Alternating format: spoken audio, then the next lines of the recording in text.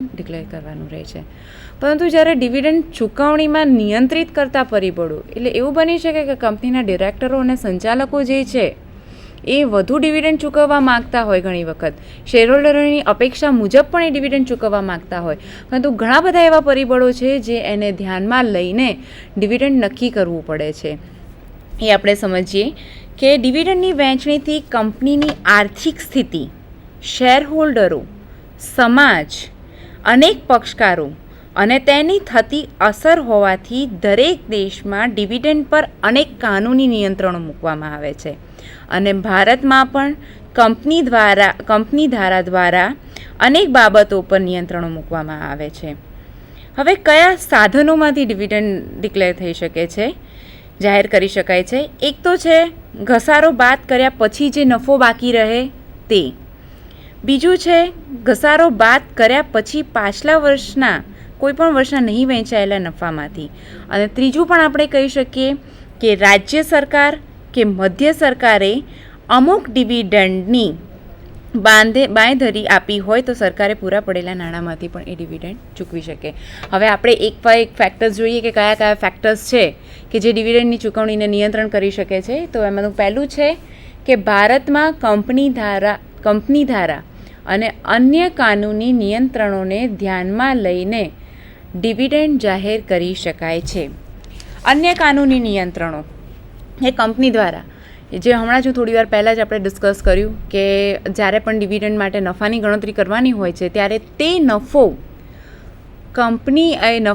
જે નફાની ગણતરી કરવાની હોય છે તે નફામાંથી પહેલાં ઘસારો કેટલો ઉધારવો, ત્યારબાદ અમુક ટકાથી વધારે, એટલે ધારો કે આપણે કહી શકીએ કંપની ધારા મુજબ 10%થી વધુ નહીં એટલી રકમ તેને નફામાંથી અનામત ખાતે લઈ જવી પડે છે. પાછલા વર્ષની ખોટ હોય એ માંડવી વાળવી પડે છે. અને જો કોઈ લોન લીધેલી હોય બેંક તરફથી કે કોઈ ધિરાણને લીધેલું હોય તો એના કરારો મુજબ પણ ડિરેક્ટરે ધ્યાનમાં રાખીને ડિવિડન્ડનો દર જાહેર કરવાનો રહે છે.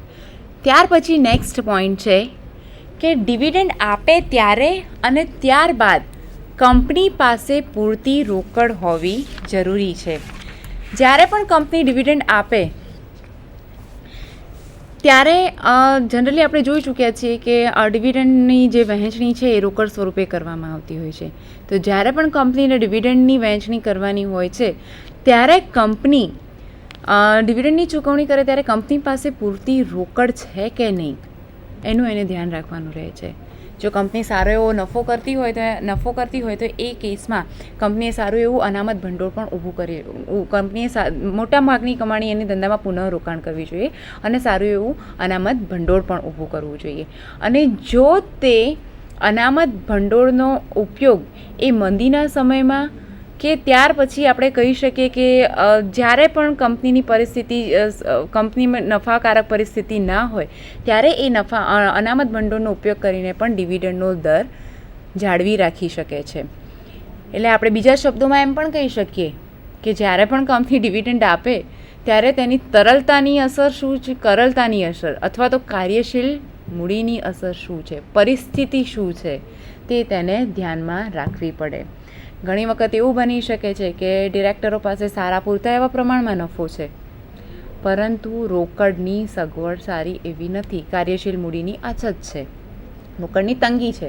તો આવા કેસમાં બને ત્યાં સુધી કંપનીએ ડિવિડન્ડનો દર, જો રોકડની તંગી હોય તો આવા કેસમાં કંપનીએ ડિવિડન્ડનો દર ઓછો રાખવો જોઈએ અથવા તો બની શકે કે કંપની ડિવિડન્ડની જાહેરાત પણ મોકૂફ રાખી શકે છે. ત્યાર પછી નવો પોઈન્ટ જોઈએ, કોઈ જૂથ સંચાલન અંકુશ ટકાવી રાખવા ઈચ્છતું હશે તો તે ઓછું ડિવિડન્ડ જાહેર કરશે. જો કોઈ જૂથ સંચાલન ઓછું ટકાવે તો તે ઓછું ડિવિડન્ડ જાહેર કરશે. આમાં શું કહેવા માગે છે કે જે પણ શેરહોલ્ડર્સ હશે અને એ જો મર્યાદિત પ્રમાણમાં હશે અને તેમની પાસે જો કંપનીના મોટા ભાગના શેર્સ હશે તો તે આવા કેસમાં ઓછું ડિવિડન્ડ જાહેર કરશે અને બને એટલી રોકડ એ ધંધામાં જ સમાવી રાખવા માગશે. જો એ વધારે ઊંચો ડિવિડન્ડનો દર રાખે અને તો માર્કેટમાં વધુ પડતું રોકડ ધંધાની રકમ માર્કેટમાં વધુ પડતી ફરતી થઈ જાય. અને એ કેસમાં કંપનીને જ્યારે પણ નવી મૂડીની જરૂરિયાત ઊભી થાય ત્યારે કંપનીએ નવા શેર્સ બહાર પાડવા પડે. અને કંપની જ્યારે નવા શેર્સ બહાર પાડે ત્યારે તેના નવા શેર હોલ્ડર્સ ઊભા થાય. અને આવા કેસમાં એવું બની શકે કે નવા શેર હોલ્ડર્સની સંખ્યા વધે તો કોઈ એક પર્ટિક્યુલર જે જૂથ છે એ સંચાલન ઉપર તેનો અંકુશ હળવો બને છે. અને આવી પરિસ્થિતિ તે ઊભી થવા દેવા માંગતા નથી. નેક્સ્ટ પોઈન્ટ જોઈએ કે ફુગાવાને કારણે કંપની નીચા દરે ડિવિડન્ડ જાહેર કરશે. ફુગાવો એટલે જનરલી આપણે આ પરિસ્થિતિ સમજી શકીએ છીએ કે ફુગાવાને કારણે કંપની શા માટે કંપનીએ ઓછું ડિવિડન્ડ જાહેર કરવું જોઈએ. એનું કારણ એ છે કે ફુગાવાને કારણે ધંધાના સાધનો અને અન્ય કાયમી મિલકતોની કિંમત વધતી જાય છે. હવે જ્યારે પણ કંપની ઘસારો તેની ઐતિહાસિક કિંમતના આધારે જો ગણતરી કરતી હશે તો એવા કેસમાં કંપનીને જ્યારે મિલકતો વેચીને નવી મિલકતો પુનઃસ્થાપિત કરવાની હોય ત્યારે એવું બની શકે કે એને રોકડની તંગી ઊભી થાય. અને આવા સંજોગોમાં કંપનીના સંચાલકો આ પરિસ્થિતિને ધ્યાનમાં રાખીને બની શકે એટલું ધંધામાં પુનઃરોકાણ કરીને ઓછા ડિવિડન્ડનો દર ઓછો જાળવીને ધંધામાં પુનઃરોકાણ કરે કે જેથી ભવિષ્યમાં જ્યારે પણ મિલકતોની જરૂરિયાત પડે ત્યારે ફરીથી તે રોકડનો ઉપયોગ કરીને કે તે અનામત ભંડોળનો ઉપયોગ કરીને કંપની અનામત ભંડોળનો ઉપયોગ કરી શકે અને વિસ્તૃતીકરણ અને વિકાસ માટે પણ ઉપયોગ થઈ શકે અને રોકડનો પણ સારા પ્રમાણમાં ઉપયોગ કરી શકે. ત્યાર પછી નેક્સ્ટ પોઈન્ટ જોઈએ. કંપનીએ લીધેલ લોન અંગેના કરારની શરતોને ધ્યાનમાં લઈને ડિવિડન્ડ જાહેર કરી શકાય.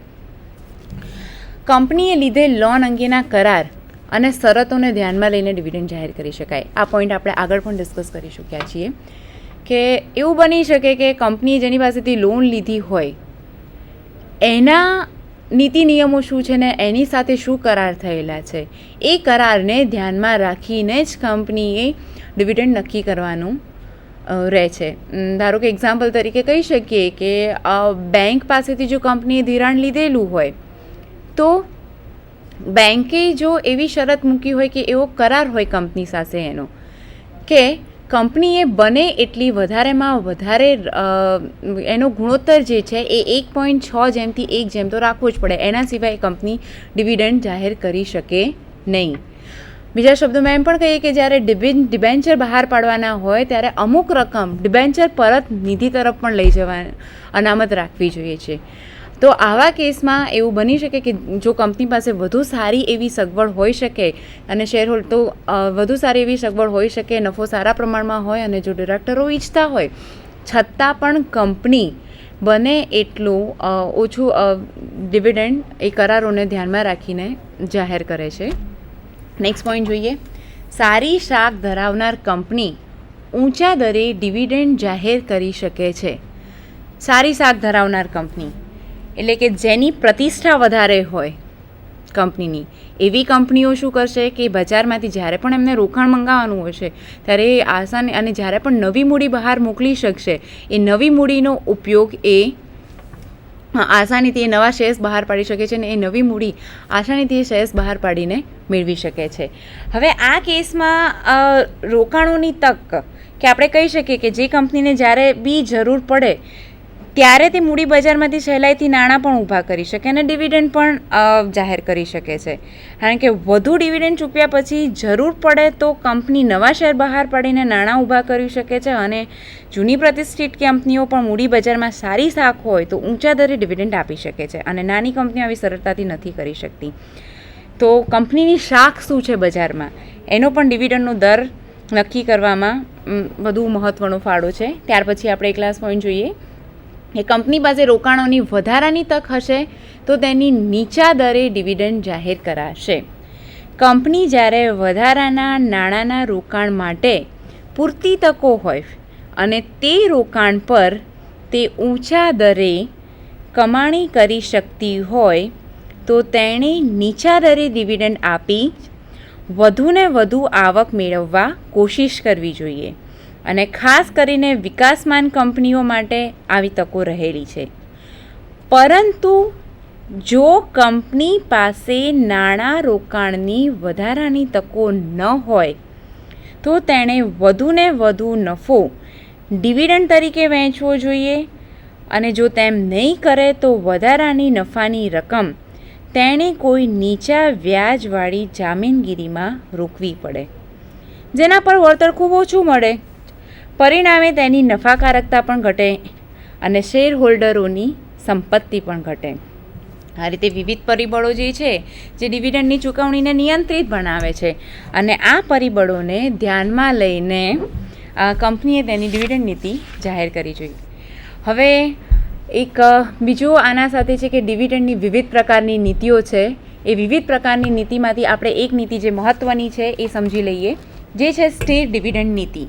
હવે વિવિધ પ્રકારની ડિવિડન્ડ નીતિ પૈકી એક સ્થિર ડિવિડન્ડ નીતિ છે. આ ડિવિડન્ડ નીતિમાં એક સરખો દર કે રકમ ડિવિડન્ડ તરીકે ચૂકવવામાં આવે છે, અને સમૃદ્ધિના સમયમાં કંપની અનામત રાખે છે અને નબળા વર્ષોમાં કંપની તેનો ઉપયોગ કરીને ડિવિડન્ડ ચૂકવવામાં કરે છે. જે કંપની સ્થિર ડિવિડન્ડ નીતિ અપનાવશે તે કંપનીના શેરના મૂલ્યમાં વધારો થાય છે, અને કંપનીના શેરના બજાર મૂલ્યમાં પણ અસાધારણ વધઘટ થતી નથી.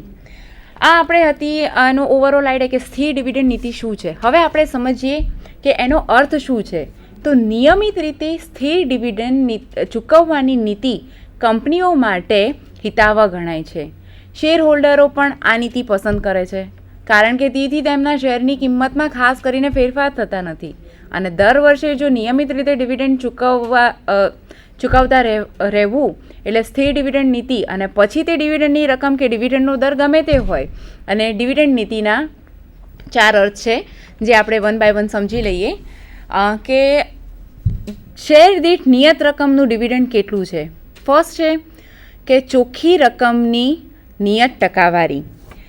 હવે આમાં ચોખ્ખી રકમની નિયત ટકાવારી, આમાં દર વર્ષે કંપનીએ કેટલી રકમ નફામાંથી ડિવિડન્ડ તરીકે વહેંચવાની છે એના અમુક ટકાવારી નક્કી હોય છે. ધારો કે એક્ઝામ્પલ તરીકે કહી શકીએ કે 25% નફો જે છે કંપની નફામાંથી દર વર્ષે 25% લેખે ડિવિડન્ડ એનું ચૂકવશે. હવે નફાની પરિસ્થિતિ ગમે તે હોઈ શકે, પરંતુ એને દર વર્ષે 25% લેખે ડિવિડન્ડની ચૂકવણી કરવાની રહે છે. હવે નફામાં વધારો અને ઘટાડો થઈ શકે, એમ ડિવિડન્ડની રકમમાં પણ ફેરફાર થઈ શકે. બીજું આપણે જોઈએ એના અર્થમાં કે શેર દીઠ નિયત રકમનું ડિવિડન્ડ. શેર દીઠ નિયત રકમનું ડિવિડન્ડ એટલે ઘણી વખત સંચાલકો શેર દીઠ જેટલું પણ ડિવિડન્ડ ચૂકવવાનું હોય છે તેની રકમ એ ફિક્સ રાખતા હોય છે. ત્યાર પછી જોઈએ કે ડિવિડન્ડની કુલ રકમ નિશ્ચિત. કેટલી રકમ દર વર્ષે ડિવિડન્ડ તરીકે વહેંચણી કરવાની હોય છે તે સંચાલકોએ નક્કી રાખવું પડે છે. અને આવા કેસમાં ડિવિડન્ડની કુલ રકમ નિશ્ચિત હોય છે. પછી ગમે તે પોઝિશન હોય, ધંધામાં ખોટ હોય, નફો હોય, પણ દર વર્ષે બની શકે એવું અસામાન્ય સંજોગોમાં કંપની જ્યારે ખોટ હોય ત્યારે આ નથી નક્કી કરી શકતી. પરંતુ સ્થિર ડિવિડન્ડ નીતિ મુજબ જ્યારે ડિવિડન્ડની કુલ રકમ નક્કી હોય ત્યારે એવા કેસમાં કંપનીએ કોઈ પણ પોઝિશનમાં ડિવિડન્ડનો દર અને એની રકમ નિશ્ચિત રાખવી પડે છે. ત્યાર પછી છે બજાર કિંમતની નિશ્ચિત ટકાવારી. ઘણી વખત કંપનીના સંચાલકો છે બજાર કિંમતની નિશ્ચિત ટકાવારીના આધારે પણ ડિવિડન્ડની વહેંચણી કરતા હોય છે. દાખલા તરીકે એક કંપનીના ₹100ના શેર પર 15% ડિવિડન્ડ આપે અને આજે એનો બજાર ભાવ ₹300 હોય તો રોકાણકારો પર ડિવિડન્ડનો દર 5% પડે છે. આ એના જોયા 4 શબ્દ છે. હવે આપણે થોડા શોર્ટમાં સમજી લઈએ નેક્સ્ટ સ્લાઇડ પરથી કે સ્થિર ડિવિડન્ડ નીતિના ફાયદા શું છે, કોને કોને જરૂરી છે અને કોને લગતા છે, અને તેના ગેરફાયદા પણ શું છે. જોઈ લઈએ પહેલાં તો ફર્સ્ટ છે કે રોકાણકારોને ડિવિડન્ડની રકમ અંગે નિશ્ચિતતા રહે છે. ત્યાર પછી સ્થિર ડિવિડન્ડ નીતિ અપનાવનાર કંપનીની પ્રતિષ્ઠા રોકાણકારોમાં વધે છે. તેથી આવી કંપની નાણાં રોકવા માટે રોકાણકારો તત્પર બને છે. ત્યાર પછી કહી શકીએ કે જે રોકાણકારો નિયમિત આવક ઈચ્છતા હોય તેવા રોકાણકારોને આવી કંપની જલ્દીથી આકર્ષી શકે છે, અને સંસ્થાકીય રોકાણકારો આવી કંપનીના શેર્સમાં રોકવાનું પસંદ કરી શકે છે. આ એના ફાયદા છે. નેક્સ્ટ એક બીજા ફાયદા એ થઈ શકે કે આવી કંપની રાખી મૂકેલી કમાણી ભેગી કરી પુનઃ રોકાણ કરી શકે છે અને તેથી વિકાસ માટે જરૂરી નાણાં માટે તે બાહ્ય સાધનો પર ઓછો આધાર રાખવો પડે છે. આવી કંપનીના શેર્સના બજાર ભાવ પ્રમાણમાં સ્થિર રહે છે અને તેથી કંપનીની પ્રતિષ્ઠામાં બજારમાં વધે છે અને નિયમિત ડિવિડન્ડ ચૂકવવાનું જ છે, તેથી અમુક નફો કરવો જ પડે છે અને તેના પરિણામે કંપનીના સંચાલકો વધુ જાગૃત બને છે. એના કેટલાક ગેરફાયદા છે, જેમાં આપણે જોઈ લઈએ કે કંપની જ્યારે પણ ડિવિડન્ડ નક્કી કરે સ્થિર થયા પછી તેમાં જડતા દાખલ થઈ જાય છે, એટલે એ ચેન્જ નથી કરી શકતી. સ્થિર ઓર્ડિનરી શેર્સના લક્ષણ સાથે સુસંગઠિત નથી થતી. ડિવિડન્ડ જાહેર કરવાના સંચાલકોના સ્વાતંત્ર્ય પર કાપ મુકાય છે. જોખમ ઉઠાવનાર રોકાણકારોને પણ કંપનીના શેર આકર્ષી શકતા નથી અને એવું પણ બની શકે કે કંપનીની અતિ મૂડીકરણ અને અલ્પ મૂડીકરણની પરિસ્થિતિમાં પણ એનો ભોગ બની શકે છે.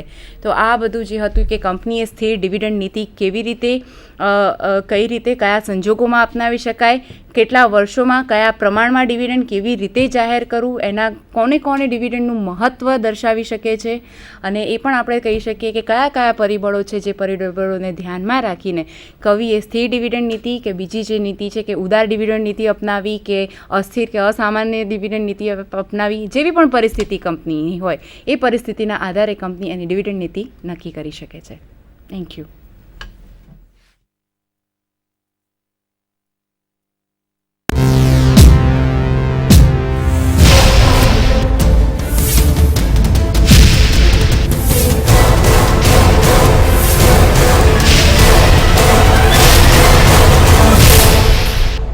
Sandhan All Gujarat Integrated Classroom સેટેલાઇટના માધ્યમથી જોડતી કડી એટલે સંધાન.